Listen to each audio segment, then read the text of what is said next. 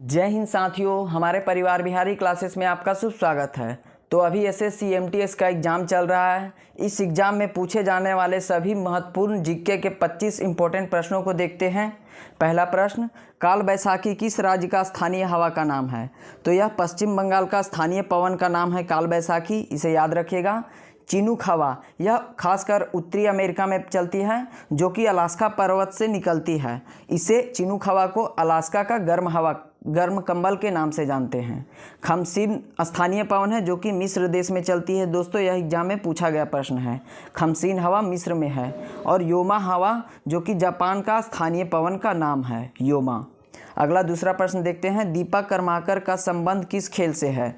तो दीपा कर्माकर जो कि जिम्नास्ट प्लेयर हैं जिनका संबंध त्रिपुरा राज्य से है। त्रिपुरा राज्य की निवासी हैं दीपा कर्माकर। अंजू बेबी जॉर्ज जो कि लंबी कूद के लिए काफ़ी प्रसिद्ध हैं। यह सभी वैसे प्लेयर का नाम है जो कि एग्जाम में कई बार पूछा गया है। अंजू बेबी जॉर्ज का संबंध है लंबी कूद से।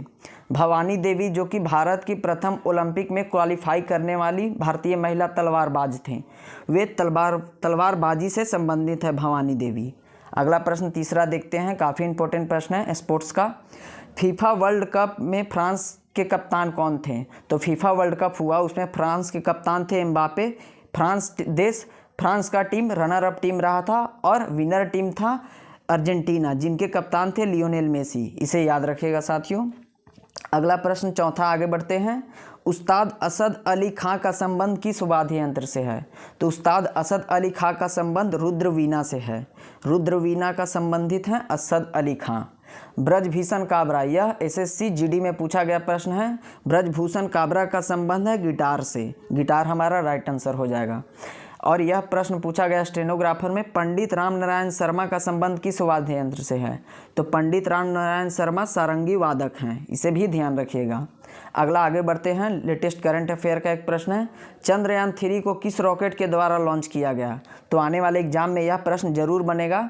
चंद्रयान 3 को LV-M3-M4 रॉकेट के द्वारा लॉन्च किया गया है। क्या? तो LV-M3-M4।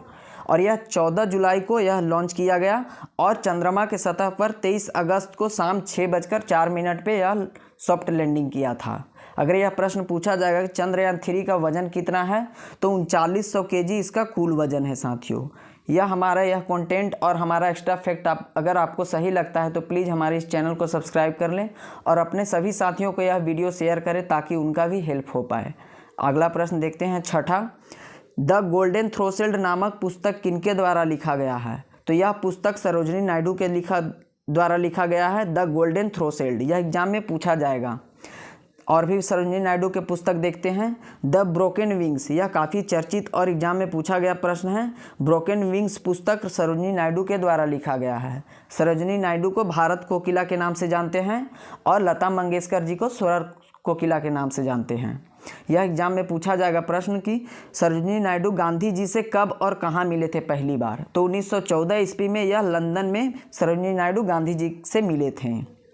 अगला प्रश्न देखते हैं, 7वां संविधान सभा में शामिल एकमात्र महिला कौन थी? तो यह इंपॉर्टेंट प्रश्न बन जाता है क्योंकि एकमात्र महिला संविधान सभा में शामिल थी, उनका नाम था बेगम एजाज रसूल।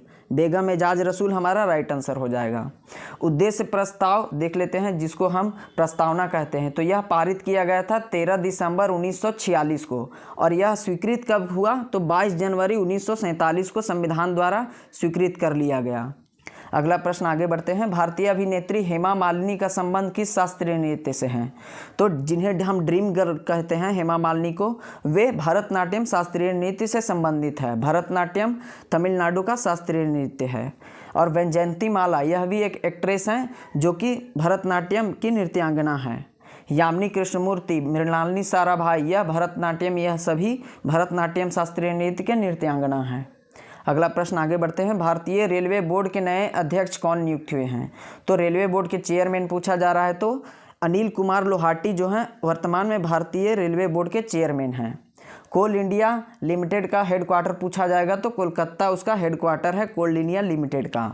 अगला प्रश्न देखते हैं साथियों, विश्व सामाजिक न्याय दिवस कब मनाया जाता है? तो यह एसएससी जीडी में पूछा गया प्रश्न है। विश्व सामाजिक न्याय दिवस 20 फरवरी को मनाया जाता है। अगर आपको यह प्रश्न पूछा जाएगा कि टीवी दिवस कब मनाया जाता है, तो यह रेलवे जीडी में प्रश्न पूछा गया है तो 24 मार्च को यह टीबी दिवस मनाया जाता है। जल दिवस पूछा जाएगा तो 22 अप्रैल को जल दिवस मनाते हैं और 22 मार्च को जल दिवस मनाते हैं और 22 अप्रैल को पृथ्वी दिवस मनाते हैं। इसे भी ध्यान रखिएगा साथियों। आगे देखते हैं प्रश्न नंबर 11, सर्वाधिक ग्रैंड स्लैम जीतने का रिकॉर्ड किनके नाम है? तो वर्तमान में सर्वाधिक ग्रैंड स्लैम जीतने का रिकॉर्ड है नोवाक जोकोविच का, जो कि सर्बिया के एक प्लेयर हैं।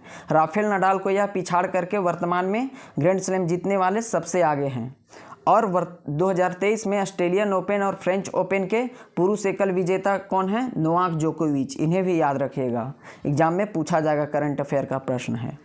12वां प्रश्न देखते हैं साथियों, इलाहाबाद की संधि किस अंग्रेज अधिकारी के नेतृत्व में किया गया? तो सबसे पहले ध्यान देंगे, इलाहाबाद संधि 1765 में हुई थी। अंग्रेज के तरफ से नेतृत्व रॉबर्ट क्लाइव कर रहे थे। यहाँ पे ध्यान देंगे प्लासी की लड़ाई 1757 में हुआ था। किनके किनके बीच? तो नवाब सिराजुद्दौला और अंग्रेज़ों के तरफ से रॉबर्ट क्लाइव थे। और नवाब सिराजुद्दौला के सेनापति का नाम था मीर जाफ़र, जो कि काफ़ी बड़ा धोखेबाज था। यह अंग्रेज़ों से मिल करके नवाब सिराजुद्दौला को हरा दिया था। आगे देखते हैं बक्सर की लड़ाई। बक्सर की लड़ाई 1764 में हुआ था, जिसमें अवध का नवाब और बंगाल का नवाब जो था मीर कासिम और मुग़ल बादशाह, यह तीनों मिलकर के अंग्रेज़ों से युद्ध किए थे। बक्सर की लड़ाई 1764 में, और अंग्रेज़ों तरफ से नेतृत्व कर रहे थे हेक्टर मुनरो। इसे भी ध्यान रखिएगा। और 64 के बाद 65 में इलाहाबाद की संधि करने कौन आया था? तो रॉबर्ट क्लाइव। अगला प्रश्न 13वां देखते हैं, ब्रह्म समाज का विभाजन कब हुआ था? तो याद रखेंगे, ब्रह्म समाज का विभाजन 1866 में हुआ था। यहाँ बात करते हैं ब्रह्म समाज की स्थापना कब हुई थी? तो 1828 में इसकी स्थापना हुई थी राजा राम मोहन के द्वारा। 1866 में जब इसका विभाजन हुआ तो 2 भागों में बट गया। जो मेन ब्रांच था ब्रह्म समाज का, उसका नेतृत्व कर रहे थे केशव चंद्र सेन, और आदि ब्रह्म समाज एक भाग में बढ़ गया, जिसके नेतृत्व कर रहे थे देवेंद्रनाथ टैगोर। इन्हें भी याद रखिएगा दोस्तों। अगला प्रश्न देखते हैं, भारत का दूसरा सर्वाधिक साक्षर राज्य कौन सा है? सभी को तो पता है कि केरल पहला है, लेकिन दूसरे नंबर पे याद रखिएगा मिजोरम राज्य है। केरल के बाद सर्वाधिक साक्षर राज्य। मिजोरम के कुछ प्रमुख त्योहारों को देख लेते हैं। पावल कूट, चापचार कूट, मीम कूट, यानी कि जितने भी कूट लास्ट में लगेंगे वे सभी मिजोरम के प्रमुख त्यौहार हैं। एसीटोन में कितने ऑक्सीजन के परमाणु होते हैं? तो इसे याद रखिएगा, एसीटोन में 1 ऑक्सीजन के परमाणु होते हैं। हम याद रखेंगे कि इसका फॉर्मूला क्या हो जाएगा, C3H6O। यहाँ ऑक्सीजन की परमाणु संख्या 1 है, तो एसीटोन में ऑक्सीजन की परमाणु संख्या 1 हो जाएगा। आगे बढ़ते हैं प्रश्न number 16, national institute of virology कहाँ स्थित है? तो यह national institute of virology Pune Maharashtra में स्थित है। हमारा राइट आंसर पुणे हो जाएगा। इसकी स्थापना एस्टेब्लिश्ड 1952 में किया गया था। याद रखिएगा, 1952 में नेशनल इंस्टीट्यूट ऑफ वायरोलॉजी की स्थापना किया गया था। अगला प्रश्न, यह बचा हुआ प्रश्न एग्जाम में पूछने जाने की पूरी संभावना है। स्वतंत्र पार्टी की स्थापना कब की गई थी? किसके द्वारा की गई थी? तो स्वतंत्र पार्टी के संस्थापक का नाम था चक्रवर्ती राजगोपालाचारी। इसकी स्थापना 1959 में किया गया था। इसे ध्यान रखिएगा। और स्वतंत्र भारत के प्रथम भारतीय गवर्नर जनरल कौन थे? तो चक्रवर्ती राजगोपालाचारी ही थे, जो कि स्वतंत्र भारत के प्रथम भारतीय गवर्नर जनरल थे। ये एग्जाम में पूछा गया प्रश्न है। अगला प्रश्न देखते हैं 18, भारत का सबसे बड़ा बायोस्फीयर रिजर्व कौन सा है? तो साथियों, भारत का सबसे बड़ा biosphere reserve run of Kutch है, जो कि गुजरात राज्य में स्थित है। वर्तमान में कुल बायोस्फीयर रिजर्व की बात करें तो उसकी संख्या 18 है। इसे भी ध्यान रखिएगा। अगला प्रश्न बढ़ते हैं, भारतीय तारा भौतिकी संस्थान का मुख्यालय कहाँ स्थित है? तो भारतीय तारा भौतिकी का हेडक्वार्टर बेंगलुरु में स्थित है। और साथ ही याद रखें, भारतीय विज्ञान संस्थान का मुख्यालय भी बेंगलुरु में है। भारतीय विज्ञान संस्थान का हेडक्वार्टर बेंगलुरु में है।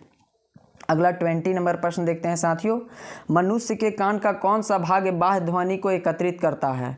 तो मनुष्य के कान का पिन्ना एक ऐसा भाग है जो कि बाह्य ध्वनि को एकत्रित करता है। क्या नाम है? पिन्ना। सबसे छोटी हड्डी शरीर का क्या होता है? तो स्टेपिच होता है। यह कान में ही पाया जाता है। और सबसे बड़ी हड्डी फीमर है, जो कि जिसे हम जांघ की हड्डी के नाम से जानते हैं।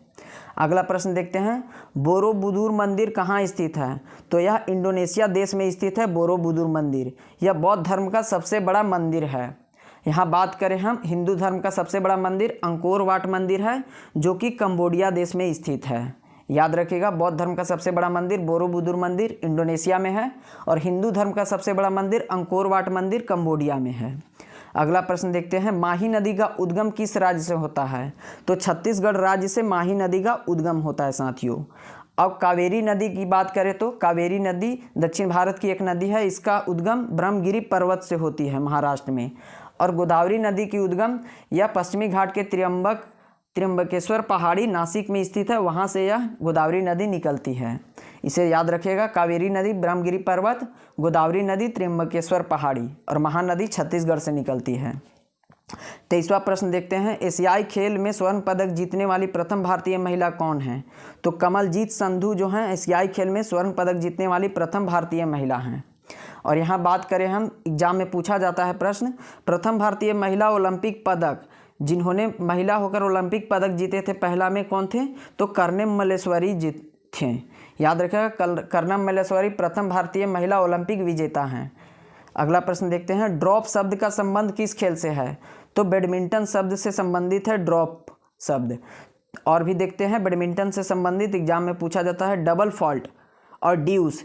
डबल फॉल्ट, ड्रॉप और ड्यूस, यह शब्द बैडमिंटन में प्रयोग किया जाता है। अगला प्रश्न लास्ट देखते हैं, नाट्यशास्त्र के लेखक कौन हैं? तो नाट्यशास्त्र के लेखक हैं भरत मुनि। एग्जाम में पूछा गया प्रश्न है। और सांख्य दर्शन के प्रवर्तक पूछा जाएगा दोस्तों, तो कपिल मुनि सांख्य दर्शन के प्रवर्तक थे और न्याय दर्शन के प्रवर्तक गौतम थे। यह सभी प्रश्न काफ़ी इंपॉर्टेंट है जो कि एग्जाम में कई बार पूछा गया है, इसलिए यह प्रश्न को आप देख कर जाएँ। आने वाले शिफ्टों में आपको यहाँ से ज़रूर लाभ होगी। हमारे इस चैनल को सब्सक्राइब कर लें। धन्यवाद।